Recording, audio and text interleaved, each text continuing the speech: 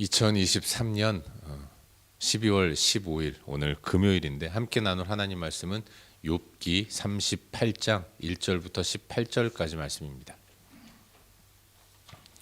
욥기 38장 1절부터 18절까지 말씀 우리 함께 읽도록 하겠습니다.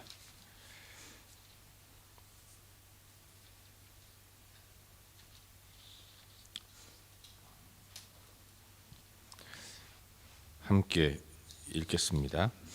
그때 여호와께서 폭풍우 가운데서 욥에게 말씀하여 이르시되 무지한 말로 생각을 어둡게 하는 자가 누구냐? 너는 대장부처럼 허리를 묶고 내가 네게 묻는 것을 대답할지니라. 내가 땅에 기초를 놓을 때 내가 어디 있었느냐? 내가 깨달아 알았거든 말할지니라. 누가 그것의 도량법을 정하였는지 누가 그 줄을 그것의 위에 띄웠는지 내가 아느냐? 그것의 주추는 무엇 위에 세웠으며 그 모퉁이 돌을 누가 놓았느냐? 그때 새벽별들이 기뻐 노래하며 하나님의 아들들이 다 기뻐 소리를 질렀느니라. 바다가 그 모태에서 터져 나올 때에 문으로 그것을 가둔 자가 누구냐? 그때 내가 구름으로 그 옷을 만들고 흑암으로 그 강보를 만들고 한계를 정하여 문빗장을 지르고 이르기를 내가 여기까지 오고 더 넘어가지 못하리니 내 높은 파도가 여기서 그칠지니라 하였노라. 내가 너의 날에 아침에게 명령하였느냐? 새벽에게 그 자리를 일러주었느냐? 그것으로 땅 끝을 붙잡고 악한 자들을 그 땅에서 떨쳐버린 일이 있었느냐? 땅이 변하여 지늘게 인친 것 같이 되었고 그들은 옷같이 나타나되 악인에게는 그 빛이 차단되고 그들의 높이 든 팔이 꺾이느니라. 내가 바다에 샘이 들어갔었느냐? 깊은 물 밑으로 걸어다녀 보았느냐? 사망의 문이 내게 나타났느냐? 사망의 그늘진 문을 내가 보았느냐? 땅의 너비를 내가 측량할 수 있느냐? 내가 그 모든 것들을 다 알거든 말할지니라. 아멘. 복된 하루가 시작되었습니다. 늘 항상 기억하고 염두해야 할 것은 모든 시간의 주인은 하나님이라는 것이죠. 오늘도 우리에게 하나님 당신의 시간을 허락해 주셨는데 내가 사용하는 모든 시간들이 하나님의 것임을 인정하는 가운데 하나님의 뜻대로 살기 위해 쓰는 저와 여러분 우리 모두가 될 수 있기를 바랍니다.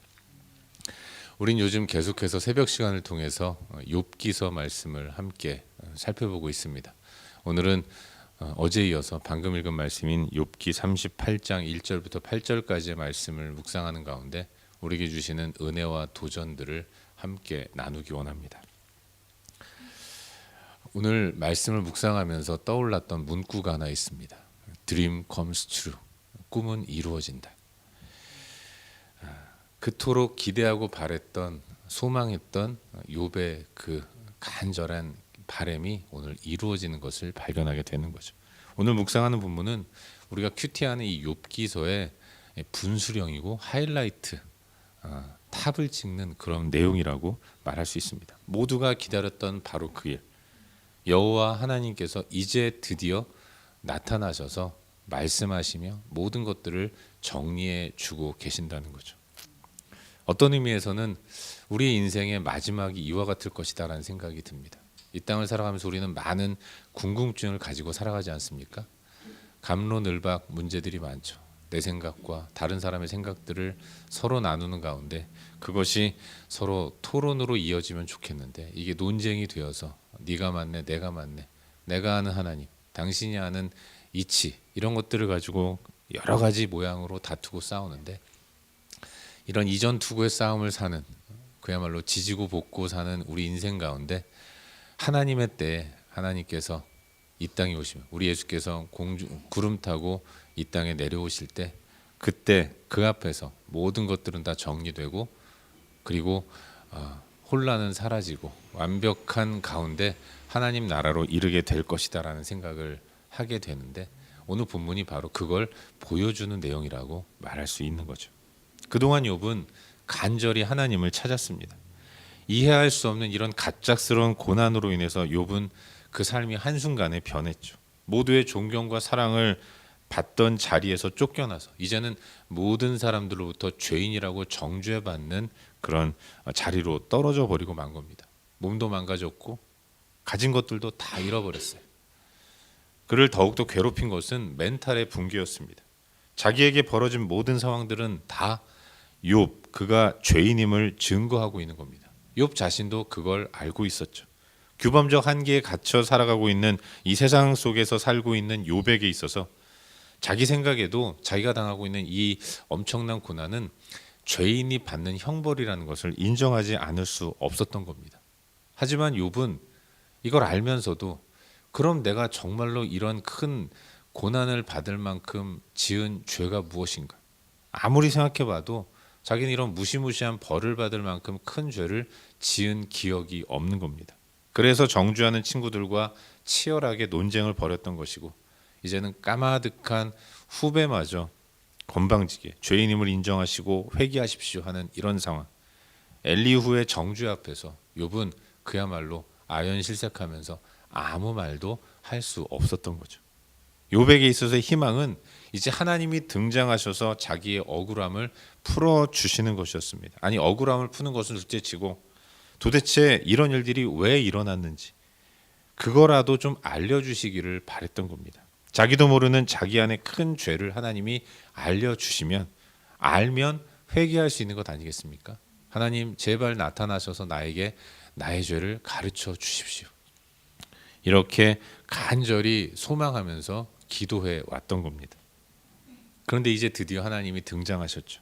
그토록 기대하고 고대하던 하나님, 그 하나님이 모든 의문을 다 풀어주실 것이라고 기대하며 나아왔는데 이제 하나님이 나타나셨어요.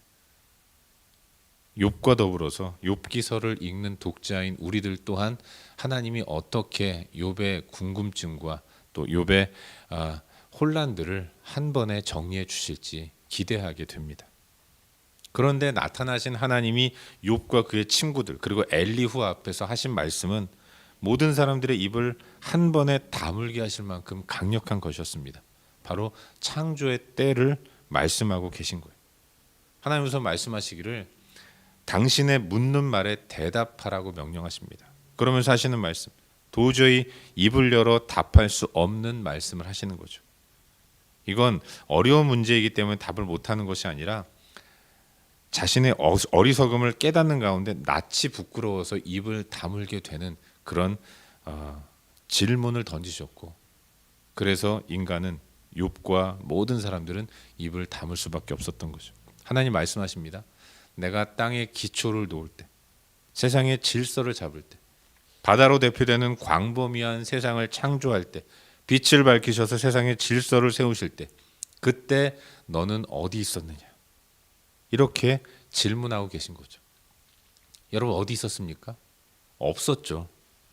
누구도 하나님의 창조를 목격한 사람이 없는 겁니다. 만들어주신 세상에서 그저 모든 인간은 누리기만 할 뿐 하나님이 땅에 기초를 놓으시고 경계를 지으시고 도량법을 만드실 때 그걸 본 사람은 아무도 없었던 겁니다.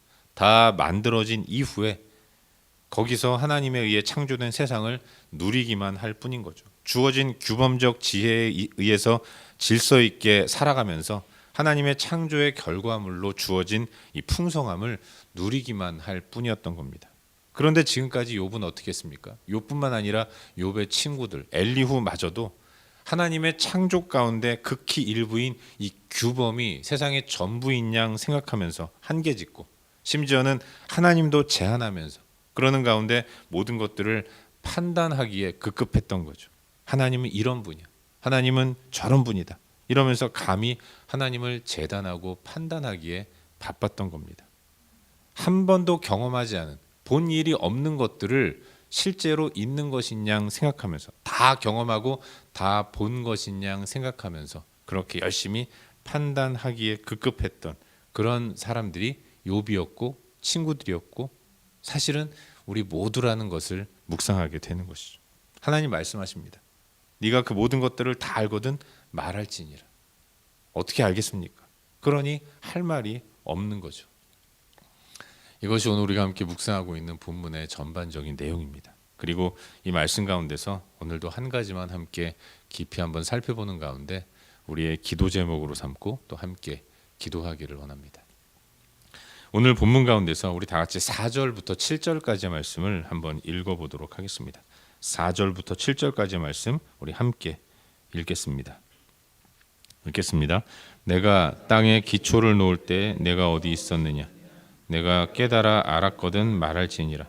누가 그것의 도량법을 정하였는지, 누가 그 줄을 그것의 위에 띄웠는지 네가 아느냐? 그것의 주추는 무엇 위에 세웠으며 그 모퉁이 돌을 누가 놓았느냐? 그때 새벽 별들이 기뻐 노래하며 하나님의 아들들이 다 기뻐 소리를 질렀느니라. 아멘. 항상 성경을 묵상할 때마다 깨닫게 되는데 우리 하나님은 의외의 분이다라는 것을 묵상하게 돼요. 한마디로 허를 찌르는 분이다라는 것을 생각해 보게 됩니다. 욥은 하나님으로부터 너는 죄가 없다, 아니면 너는 이러이러한 죄가 있다, 이런 답을 기대했을 겁니다. 그래야 자기의 문제를 해결할 수 있다고 믿었을 거예요. 하지만 하나님이 주시는 답은 무엇입니까? 왜 나의 일에 대해서 네가 함부로 판단하느냐라는 것이었습니다. 그리고 이것이 욥기서가 우리에게 주는 귀한 메시지라는 것을 묵상하게 되는 거죠. 우리는 하나님의 형상대로 지음받은 존재이기 때문에 하나님이 허락하신 하나님의 성품 중 일부를 사용하는 존재입니다. 이것만도 대단해서 인간은 모든 만물의 영장이라는 이름 하에 이 땅을 통치하고 다스리는 사명을 감당하는 거예요. 하지만 그런 우리이기는 하지만 우리가 하나님은 아닌 것입니다. 그럼에도 불구하고 어느 순간 하나님의 자리에 서서 하나님처럼 모든 것들을 판단하는데 판단의 영역이 도를 넘고 선을 넘어서 하나님의 일하심마저도 판단하는 일들이 왕왕 있는 것이죠. 여러분, 욥기서가 처음 욥기서 묵상을 시작할 때 말씀드렸지만 사실은 가장 먼저 쓰여진 성경이라고 얘기하지 않습니까?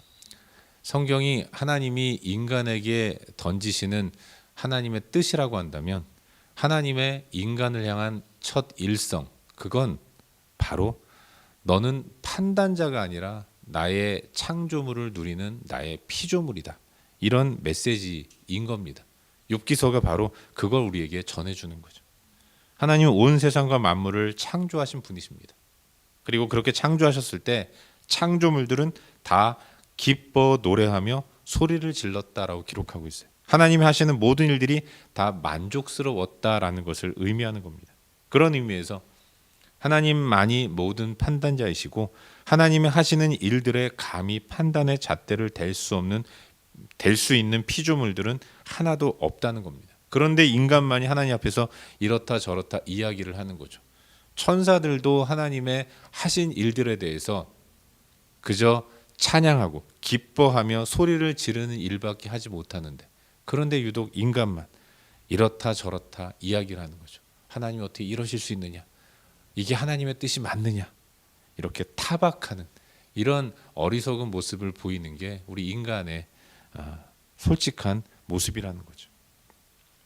하나님에 대해서 작은 부분만 알면서 하나님이 하시는 모든 일들에 대해서 옳다 그르다 평가하는 이 오만, 이게 사실은 이 시대, 아니 오고 오는 모든 세대까지의 인간의 연약한 모습이 아닌가, 그런 생각을 해보게 되죠.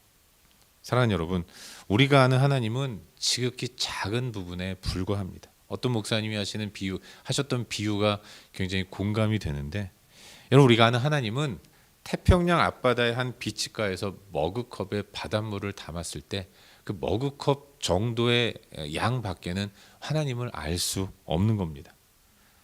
그렇게 머그컵에 담긴 태평양 바다 정도만 알고 있는 우리가, 그럼에도 불구하고 나는 태평양을 다 안다, 마치 다 경험한 것처럼 오만함을 가지고 하나님 하시는 모든 일들을 판단하고 그렇게 살아간다면 이것만큼 어리석은 모습이 또 어디 있겠습니까? 욥은 지금 인생에서 만난 이해할 수 없는 일들에 대해서 하나님을 향해 불의를 논하고 있어요. 친구들도 자기가 아는 하나님에만 입각해서 한 사람의 인생, 과거의 모든 것들을 다 부정하면서 함부로 정죄하고 있는 겁니다. 하지만 전능하신 하나님께서 폭풍우 가운데 나타나셔서 말씀하실 때에는 그 누구도 입을 열어서 대답할 수 없는 존재가 바로 우리 인간이라는 것. 우린 그걸 깨달아야 하는 겁니다. 하나님이 기초를 놓으셨어요. 하나님이 도량법을 정하셨고 줄을 그 위에 띄우셨고 주추를 세우시며 모퉁이 돌을 놓으셨습니다. 그때 그걸 본 사람은 아무도 없었습니다. 그런데 다 창조된 세상을 바라보면서 새벽별들이 기뻐 노래했고 하나님의 아들들이 기뻐 소리를 질렀다는 거죠. 완벽하게 지어진 세상과 하나님의 다스림 가운데 있는 이 창조 세계에서 이제 태어나 살아가는 우리 모두는 그걸 판단하는 자리가 아니라 하나님을 찬양하는 자리에 있어야 한다는 것. 우린 그걸 기억해야 하는 것입니다.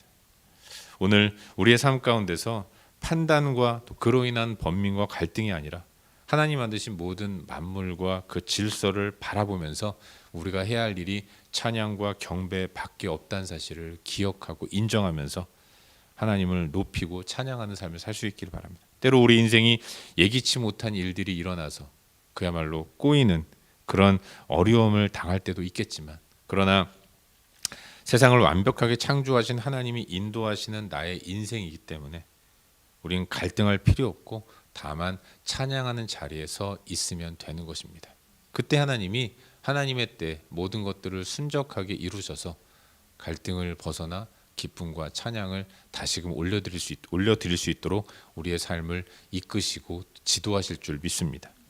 오늘 우리들의 삶이 온전히 하나님만을 찬양하면서 하나님의 인도는 완전하고 완벽하며 신실하다는 사실을 인정하는 가운데, 굳게 믿는 가운데 그렇게 우리에게 주어진 찬양하는 일에만 몰두하며 나아가는 우리의 삶이 될 수 있기를 주의 이름으로 축원합니다.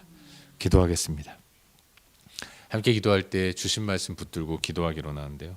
하나님, 오늘도 전능하신 하나님이 창조하신 이 세상과 이 세상의 질서 속에서 내가 할 일은 찬양하는 것밖에 없음을 기억하고 하나님을 신뢰함으로 찬양하며 살아가게 하여 주시옵소서. 모든 판단은 하나님께 맡기고 인도하시는 대로 그저 하나님만 바라보며 살아갈 수 있도록 도와주시옵소서. 이 시간 주신 말씀 붙들고 함께 기도하기로 합니다. 또 기도할 때 우리의 중보가 필요한 여러 영역들 위해서 기도하시고 또 각자 개인적인 기도 제목 가지고 기도하시다가 일상의 삶의 자리로 나아가도록 하겠습니다. 함께 기도합시다.